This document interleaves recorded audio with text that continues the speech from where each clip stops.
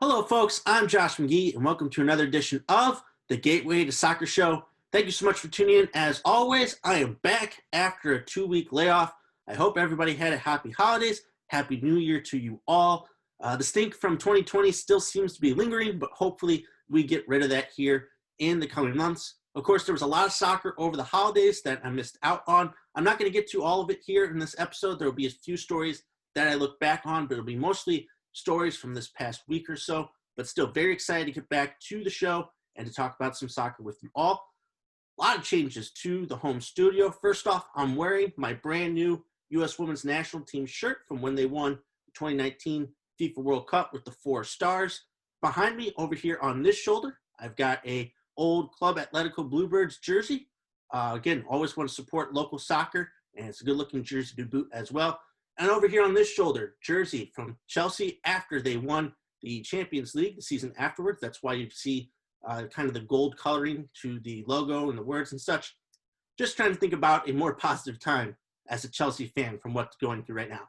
And of course, I've switched out the scarf. We now have the St. Louis City SC scarf. Kind of just makes it more official, right? The feeling that we will be having an MLS team coming here to St. Louis in a couple of years. Really good looking scarf, the first of its kind. Of course, there'll be many more made over the coming years and seasons. I can't wait to see how those designs evolve over time. So a lot of changes, a lot of soccer to get to. So I'm excited to be back. So let me start off here with this point. This is a really good time to get back into the show because there are no English Premier League fixtures this week. We have the Carabao Cup matches in midweek where Tottenham beat Brentford and Manchester City beat Manchester United. And we have FA Cup fixtures this weekend. So it's a good time to look at the Premier League table. We're basically at the halfway point to the season and kind of analyze where we are at. And it's been closer than it has ever been, or at least in my memory, at this point in the season. Only 7 points separates first place Liverpool, or joint first place Liverpool, and 10th place West Ham United. The biggest deficit in the table is actually 6 points, which is really only 2 wins. And that's between 19th place West Brom and 20th place Sheffield United, way down at the bottom. Everywhere else, it's 3 points or less, which is obviously just one result. So there's no separation right now in the table, whether you're in mid-table or at the top, which will make for a competitive finish to the season. Now, of course, we have entered the month of January, which is an important time, not just for the Premier League, but for all leagues around the world, because that means the opening of the January transfer window, where teams can once again be able to purchase and sell players from different leagues to different clubs and really help bolster their squad. This will be an incredibly important transfer window for the Premier League because of how tight the table is and because of the emphasis on squad depth. The pandemic has gotten worse in the UK. We've already seen a couple of cancellations across the league. So teams are really going to have to fill up on players to make sure that they can fill out the roster for league play. And also for some of the top clubs, they will have other tournaments that keep them occupied in the coming months. Now, of course, in an ideal world, in terms of the January transfer window, we could see a lot of big moves. But normally, the summer transfer window is the busier time where you see the big names move. Now, teams could get lucky and pull off what Manchester United were able to in getting a Bruno Fernandes type player. But mostly, this will be an important time for the lower league clubs to get some guys to help lift them out of a relegation fight, and for the bigger clubs just to build up some depth, address some issues that have come up through injury, or of course, if you've been hit with COVID-19, the pandemic, to replace those types of players. It's going to be really important for these clubs to address these issues. However, some of the bigger issues at the top clubs, in my opinion, cannot be simply addressed by the January transfer window. Let's first take a look at Liverpool. They have just lost their edge and their ability to grind out results, which we saw last season when they won the Premier League. Despite that big win against Tottenham, they have now dropped points in 3 straight. And weirdly enough, despite the injuries that they've had on defense, that has not really been the problem. They've been in a part of a lot of low-scoring matches. It's their offense that is struggling right now. The front three of Salah, Mane, and Firmino are just not hitting like they were last season. And of course, with the injuries to the back, they're not getting that production really. Trent Alexander-Arnold still looks like he is recovering from that injury that he had earlier on in the season. He just does not look to be in form right now. Of course, in the midfield, they've been missing Jordan Henderson at times, and they don't get a lot of production anyway from that 3 behind Mane, Salah, and Firmino. And again, they're just not either having the luck or they're having the ability to close out those close matches against some of the lower level sides. These have been dropping points against the likes of, West Brom, who again are at the bottom of the table. So yes, they are at the top, or at least tied at the top with the next team I'll talk about, but still, they've not been able to pull away, and they've been dropping a lot of points to teams they should be beating. So in terms of bringing players in, I think they just have to get healthy, really. They've been missing those guys at defense. You've got Diego Jota, who's been out. He was a spark plug for them, not just in the Premier League, but in the Champions League. They got to get healthy, and I don't think bringing in a couple players are going to change that feel, that tenacity that they had from last season. Next up, talking about Manchester United, and I will caveat it with this. I owe Manchester United fans an apology. I am probably way too harsh on them. They've found a way to get to the top of the table. They are tied on points with Liverpool. I don't think Ole Gunnar Solskjaer is the long-term answer still at that club, but he has done a good job to get them to this point, to get the necessary results. You've seen a little bit better play from Paul Pogba. The defense has played a little bit better, and I've never had any critiques of the offense. Bruno Fernandes, Marcus Rashford, all those guys up there, Anthony Martial, they've been killing it, and they've just been scoring goals at a ton of rate and have kind of overlapped some of the problems with the defense. However, that is where I still have a concern with Manchester United. Their 1-0 victory versus Wolves the other week was only their 4th clean sheet of the season in the EPL, and it comes after conceding twice in their 3 previous matches. So the defense, they've played a little bit better at times, but still, they're conceding way too many goals, and they're having to rely on that offense to continue scoring. That works against the lower level clubs, but when you come up against the bigger clubs, that's going to be a whole nother issue. They can obviously bring in a couple of defenders, but in terms of just, their ability to be focused throughout the entirety and all 90 minutes, they're still having problems starting matches. They're having to come out of some of the holes that they put themselves in. So that's got to be fixed. I think that's definitely on the manager to get them in the right mentality for these matches. So I'm still a little nervous about United's defense, but to their credit, they're near the top of the table. They've been getting some of these tight results. And while the decisions in terms of their penalties are a little bit sketchy, in my opinion, they're putting themselves in the positions for the referees to make these calls. So again, United pulled themselves out. They were way down on the table before, and they're looking a lot better now. When it comes to Spurs, however, I do think that they are in trouble. Before their win against Leeds the other week, where they won 3-0, they had dropped points in 4 straight matches. The Mourinho effect has seemingly worn off. It's just when Harry Kane and Son are just not putting in the necessary amount of goals, they don't have a lot of offensive production outside of that, and their defense has slipped up a little bit over the past few weeks. I don't know if Tottenham have enough firepower. They can obviously look to the transfer window, but they've brought in a ton of different young attacking players that just aren't getting the playing time, and because of that, they just aren't in form as of right now. With Mourinho, he's always going to play a defensive type game, so they're always going to try to keep it low scoring, but you can see against the likes of Liverpool and some of the other different clubs, you let in a goal, it completely changes the game plan. So I don't know if Mourinho can make the necessary adjustments when that happens. We'll have to see if Tottenham can kind of pull themselves out of their funk and continue to rely on Kane and Son, who have been just tremendous, probably the best duo in the EPL this season. We'll see if they'll be able to ride those guys to a title challenge, but as we've seen in years past, Spurs just seem to fall off in the second half of the season. We'll see if that happens this year, but as of right now, that's where my money is banking on. I'm a little concerned that they may find themselves out of the top 4. Moving on to Manchester City. They've looked pretty good recently, but they've been hit with the COVID crisis. We've seen the likes of Ederson, Kyle Walker, and some of the other members of the club test positive for COVID-19. So as of right now, there's a little bit of concern. Do they have the necessary squad depth? Can they kind of navigate through this tough time at the club? They're getting some great results and beating some really tough teams, or at least teams that are higher up in the table.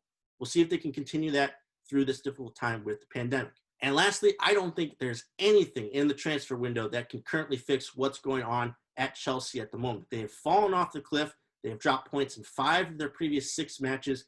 They just looked outrun by Manchester City the other week. I have lost a lot of faith in Frank Lampard as a manager right now. It just doesn't seem like he can adjust to what other teams do against him. He seems set in his ways, set in his system. He's not playing guys in the right spot. It took him forever to figure out to put Timo Werner as the lead striker to get him out of this funk that he is currently in, but still, that has not really worked. He's got Kai Havertz on the bench, one of the club's biggest signings over the past few seasons. He's not going to get any better by being on the bench, and he continues to play the likes of Mason Mount, some of these other guys that just aren't producing at a high level. The defense still has some problems. Edouard Mendy at goalkeeper has fallen off just a little bit, but he's not the main issue. It's definitely the defense. and they've fallen all the way down to close to mid-table as of this moment. With Lampard, I don't want to critique him too harshly here, but if you look back at his playing career, John Terry was the captain. Peter Cech was on that team. Didier Drogba was on that team. At different periods of time, Ashley Cole was on the team. Michael Ballack was on the team. He never really had to be one of those big vocal leaders at the club. There were other guys able to do that. Now, as the manager, he is required to be a vocal leader of that club to motivate his guys. And it just doesn't seem like he has that ability to do that. I'm still seeing the same problems that I've seen at Chelsea. They just don't seem motivated at times. They collapse too easily, and they just seem to get overrun in these types of matches, sometimes even by lesser opponents, by some of the smaller clubs in the table. So right now they're in a free fall. Weirdly enough, they're still relatively close to fourth place in that table because, like I talked about, the deficit between clubs is very, very tight right now. So a couple results and they're right back in the thick of it. It could be challenging for the title. So Chelsea right now, they're not going to bring anybody in that's just going to flip the entire situation. They bought a lot of guys in the summer. Those are going to be the guys that have to get them out of this funk. So yes, I believe that the clubs, at least the bigger clubs, will be active in the January transfer window. But in terms of what each of those clubs need to get out of their funks or to continue to challenge for the title at the top, I don't think it's really out there at this time. It's not going to be as big as the summer transfer window, so it's going to have to come from within at these clubs, whether it's from the manager or from the players, in order for these clubs to challenge for the title. So tight race right now in the EPL, not a lot of separation, will make for a very entertaining second half of the season. Okay, so like I said, there was a lot of soccer that happened over the holiday break that I had. I'm not going to be able to get to all the different matches and storylines, but I wanted to highlight a couple of the big stories coming from some of the bigger leagues in Europe. I want to stick with the Premier League for the moment, talk about that overlying cloud that's going on and hanging over the league at this moment, and that would be the global pandemic. The Premier League reported that they've had 40 positive COVID-19 tests this week. That's the highest total amount since the testing was put in. We have seen 3 matches postponed over the past couple of weeks, but the league still remains committed to finishing out the season.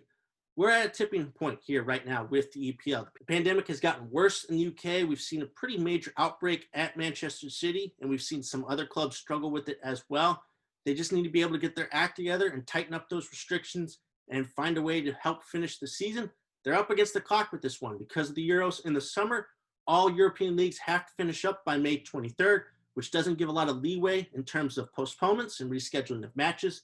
So again, I'm sure the FA and the Premier League are on top of this, but with so many positive cases coming, and we've seen a lot of matches postponed over the past couple weeks, I'm really nervous about this season. So hopefully they can get a handle on things and find a way to safely, again, player safety has to be at the forefront of this, safely finish out the season. Moving over to La Liga, we've talked a little bit about Barcelona's struggles. I'm not sure if they're going to be able to challenge for the title this season, so that means we have to focus at the top with the 2 Madrid clubs. Atletico Madrid are at the top of the table, and they currently have a 2-point lead going into this weekend over the rivals Real Madrid. Both clubs are in relatively good form. We've seen with Atletico the likes of Luis Suarez and João Felix lead that club in goal scoring. Of course, they're always going to have a solid defensive team with Diego Simeone at the helm. With Real Madrid, they're getting contributions from all over the place, with Sergio Ramos back in defense more consistently. That has been fixed, and Zinedine Zidane has found a way to work with, again, not with his full component. Eden Hazard just cannot get going in terms of injuries and form over there at Madrid, but they're still right behind Atletico. These 2 clubs will meet for the second time domestically this season on March 7th. That's really going to be a huge decider in the title race.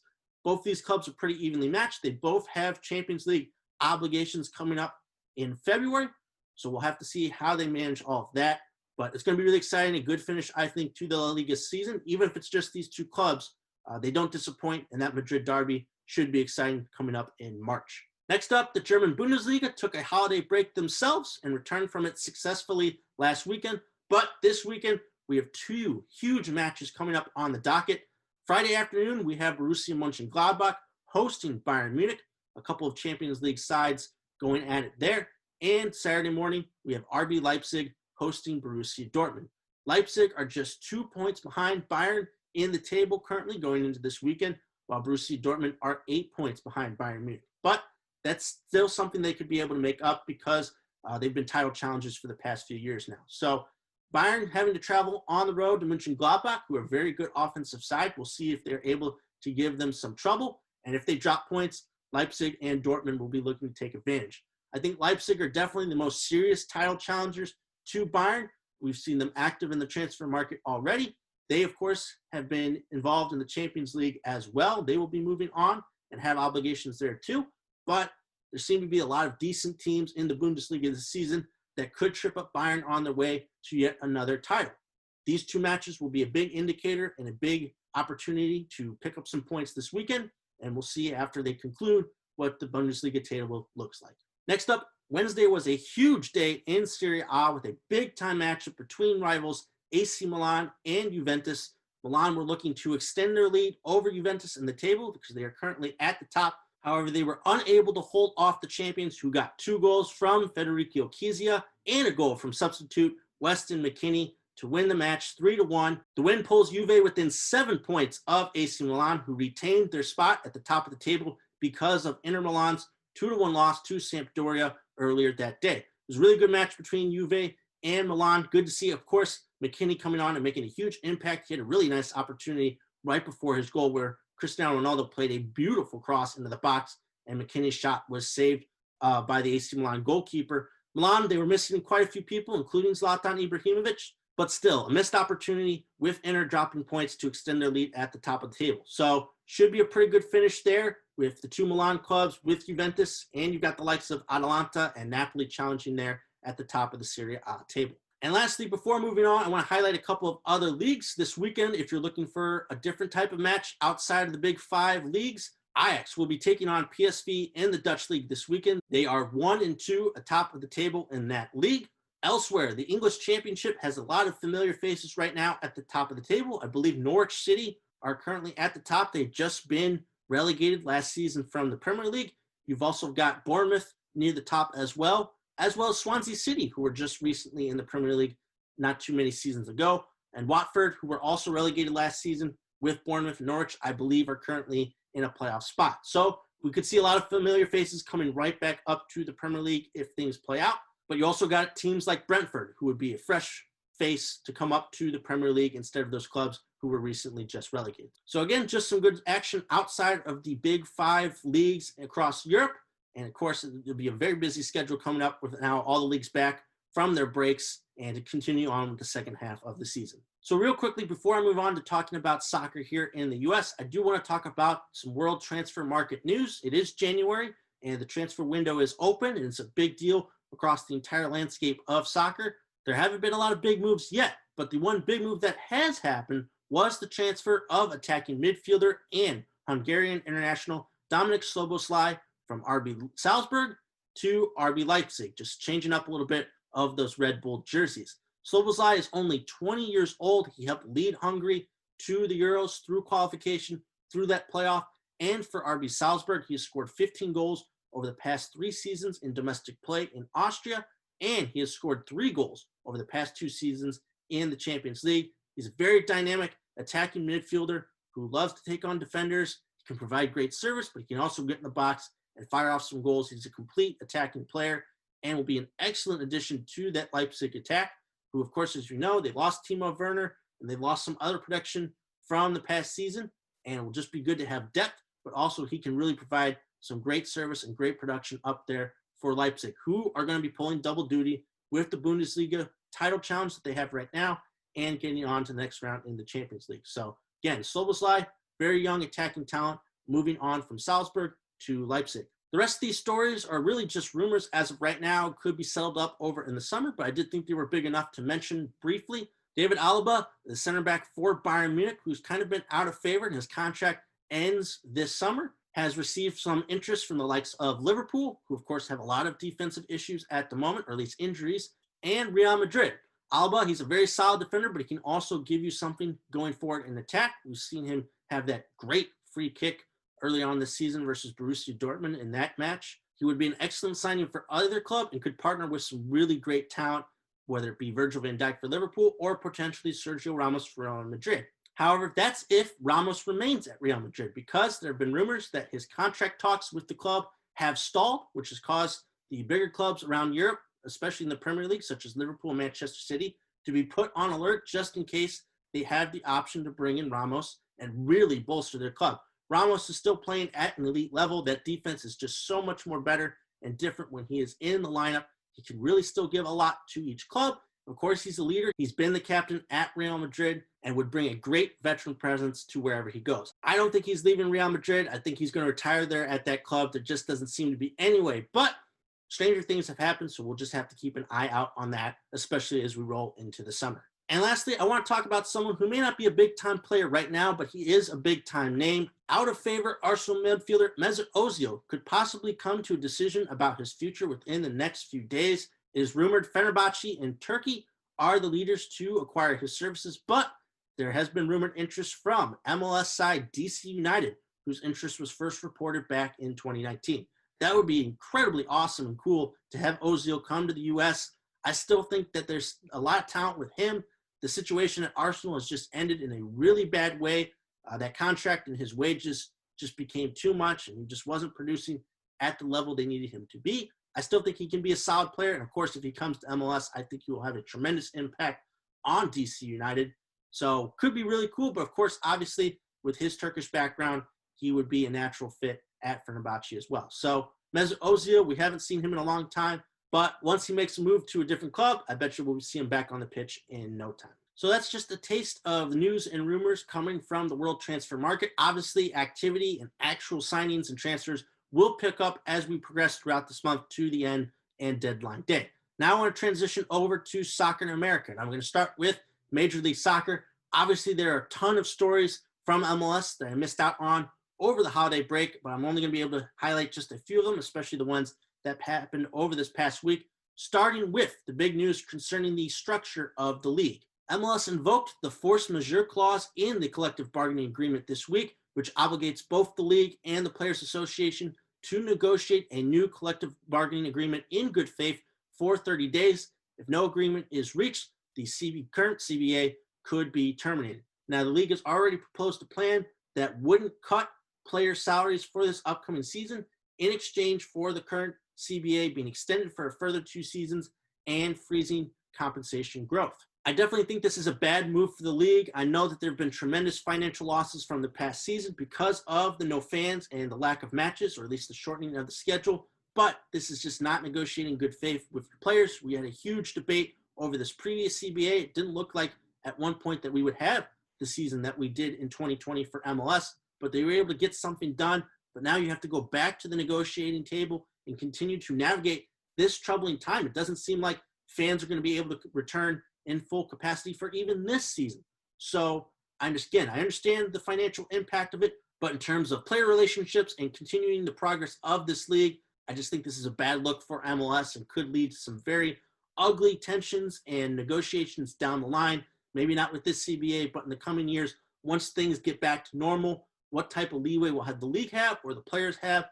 We could be headed down an ugly path. So again, we'll have to keep a lookout for this just to see, again, even if we'll be able to have a 2021 season, if things go a little too far. Hopefully, both sides will be able to come to a final agreement. Next up, moving on to a few coaching decisions from a couple of clubs in MLS. First off, with the LA Galaxy, they have found their new manager, and hopefully this will work out in the previous couple of ones. The LA Galaxy announced that they have hired former Galaxy player and former Toronto FC manager Greg Vanney. Vanney was a part of some very successful Galaxy teams as a player, and of course, he led Toronto to 3 MLS Cup appearances, including winning the treble in 2017. Vanney's had a lot of success. He really built that Toronto FC team into a powerhouse. And of course, the Galaxy are hoping that he can return them to their previous form. But I think it's an excellent hire. It was a no-brainer to get him in. You want someone with that successful MLS experience, former Galaxy player, no-brainer. On the other side, we saw after just 1 season, Diego Alonso has left Inter Miami CF. He was able to get Miami into the playoffs, but of course they lost their opening play-in game to Nashville SC. He is out after 1 season, and it is rumored that David Beckham is in talks right now with his co-owner from one of the English clubs, one of the lower leagues, I believe, Phil Neville, who of course is currently working with the English women's national team, but he's soon to wrap up his work there this season. Try to get him in early, come over to MLS. It would be an interesting hire. He was very successful in really rising up that English women's national team But I'm concerned Miami's getting this reputation of interchanging parts, moving guys in and out, and just causing this kind of hazardous environment. Alonso was able to get the club to the playoffs. That's a pretty good standard in your first year of existence. But of course, the standard set at Miami with the flair and the big names that have been brought in, you're going to want someone who can get them to the upper echelon of MLS. So we'll just have to see if the Neville rumors come true and if the English coach will be coming over to the U.S. Next up, a couple of high-profile transfers within MLS, starting off with the reigning MLS Cup champions, Columbus Crew SC, adding the prolific goal scorer Bradley Wright Phillips to their ranks after a successful season with LAFC, one of the best strikers in MLS history. Wright Phillips showed that he's still got it. He had a very good year with LAFC. Then you've got Minnesota United FC bolstering their midfielder with the acquisition of Will Trapp. Trapp's got a lot of good experience with some high-profile clubs over the past few seasons and should really help with the depth and solidifying the central of the park for Minnesota. And new boys, Austin Bold FC signed longtime Sporting Kansas City center back and U.S. men's national team veteran Matt Besler to their club to help bolster the defense and add to the picks that they got from the expansion draft. With Besler, obviously, he had a long career with Sporting KC. There was a possibility that he was going to retire, but he signs on with Austin in their inaugural season. Excellent signing again from a leadership perspective and from a defensive perspective. However, in terms of transfers out of MLS, news broke just yesterday that young center back Mark McKenzie will be moving on from the Philadelphia Union and moving over to Belgium to play for Genk. The transfer fee is rumored to be around $6 million, which would be the highest transfer fee ever for an MLS center back. Tremendous move for the young center back. I believe he's 20 years old. He was just recently named runner-up for Defender of the Year in MLS. Somebody to look out for the U.S. men's national team.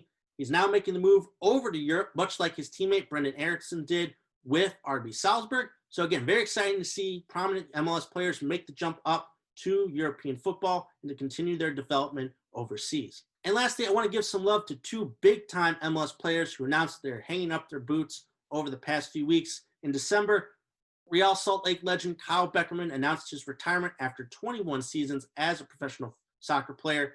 14 of those seasons were spent at Real Salt Lake, where he was named a 9-time All-Star and won the MLS Cup in 2009. Tremendous career as a box-to-box midfielder.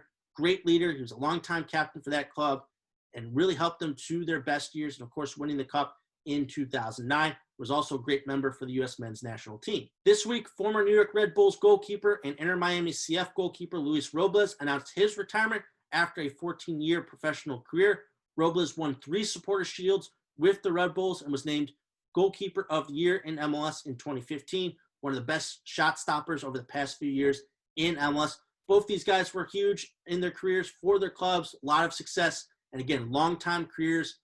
At least 14 seasons, 14 for Robles, 21 for Beckerman. Tremendous accomplishments. Congrats on their retirement. And hopefully they'll stick around in some capacity in soccer. Moving into some women's soccer talk, and I want to start off with sending my best wishes to Alex Morgan. U.S. women's national team veteran announced that her and her family tested positive for COVID-19 this week after they came back home to the States for the holidays. Of course, wishing her and her family good health, and hopefully they're able to recover quickly. Morgan had announced that she will be returning to the Orlando Pride for the upcoming NWSL season after her time with Tottenham. So hopefully she gets back soon, that she can help out the Pride and, of course, get back to the U.S. women's national team soon as well. Speaking of the U.S. women's national team, they announced their roster for their January camp, which will conclude with 2 friendly matches versus Colombia in Orlando at the end of the month.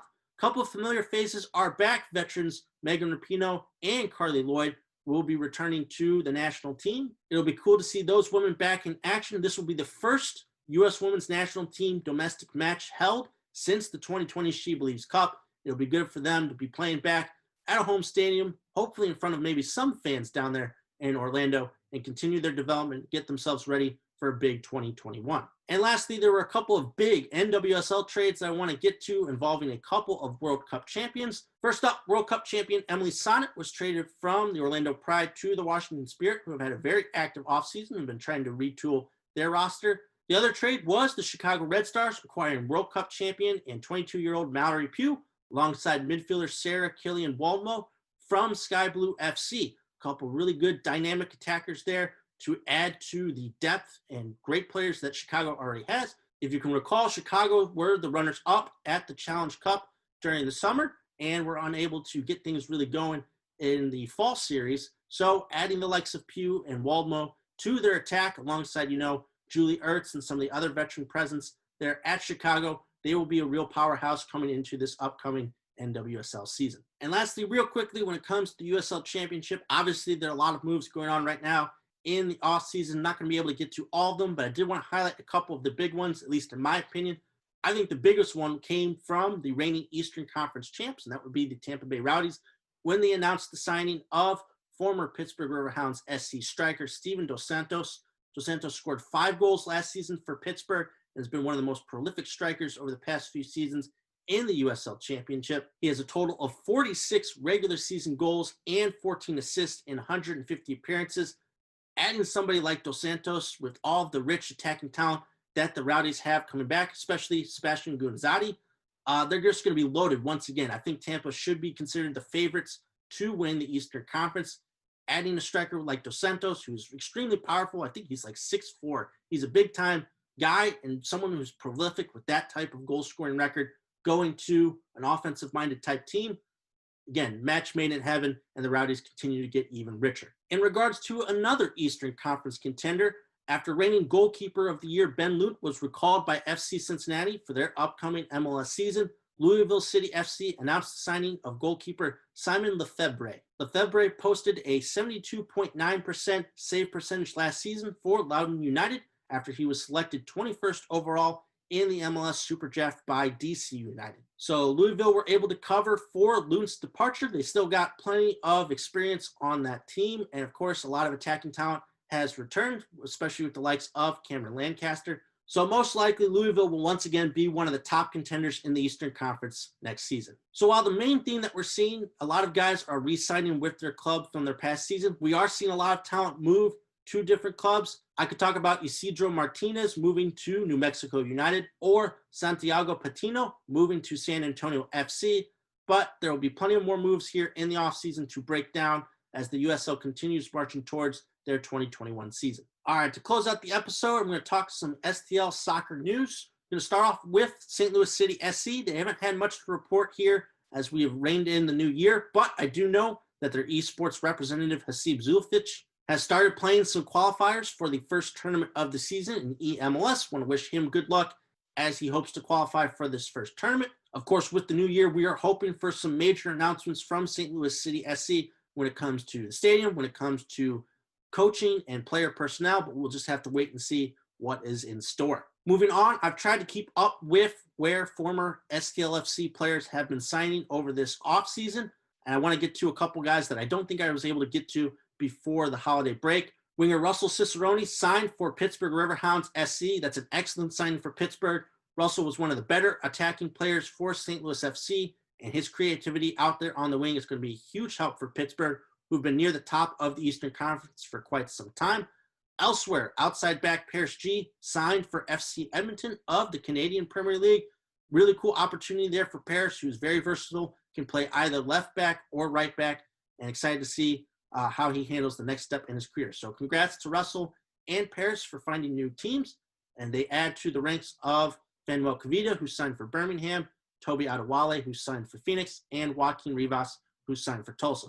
Hopefully, the rest of the St. Louis FC players will be able to find new homes here in the offseason. Next up, I want to talk about the St. Louis Ambush. They dropped their first 2 opening matches of the 2021 MASL season down in Florida versus the Florida Tropics by scores of 4-1 and 7-5. The Tropics outshot the Ambush in both matches, but the Ambush showed some great fight in the second match, coming back from a 4-1 deficit at one point. Tony Walls, good to see him back with the Ambush, and Otto Jach right now lead the club with 2 goals apiece. The Ambush are back in action tomorrow versus the Dallas Sidekicks in Texas before returning home next week to begin a 4-match home slate versus their rivals, the Kansas City Comets. And lastly, St. Louis FC Academy announced this week that 2 of their players have been called up to represent their national teams. Kuzri Wan Kamal will represent Malaysia on their under-19 team, while Brian Franco will represent El Salvador on their under-17 team. So congrats to those two guys. To represent your national team at that level is just a tremendous accomplishment, great opportunity for them to continue to grow and get this experience at such a young age. So that's going to do it for this episode of the Gateway to Soccer Show. Thank you so much for tuning in. As always, a couple things to leave with you guys before we wrap up. Number one, now that I'm back into the swing of things, I hope to be able to compile a great list of guests for these upcoming shows. I'm going to try to mix it up with the people I bring on, but obviously the focus will be on people doing great work here in St. Louis. If you're looking for more St. Louis soccer content and you happen to enjoy some of the work that I do, I encourage you all to check out Atletico TV on local radio STL. It's me, the head coach of Club Atletico St. Louis, Ricky Garza, and the director of coaching and the head coach of the under-19s of the St. Louis FC Academy, Luis Swisher. We'll be talking about soccer at all levels, the international level, here in the U.S., and of course, St. Louis soccer as well. You'll get great insight and perspective on the game from a coach's perspective, and we'll be highlighting a lot of stuff going on, not just in St. Louis soccer, but also in the St. Louis community. So the first episode will be premiering on Monday, and we hope to be getting one out every week on a consistent basis. So appreciate the support. Check that out at Atletico TV on local radio STL. You can follow us on our Facebook page, which I think is at Atletico TV, ATLETICO TV. And of course, you can check me out here as well. I'll continue to do the Gateway to Soccer show. So my name is Josh McGee. Thank you so much for tuning in as always, and I'll see you all back here next week.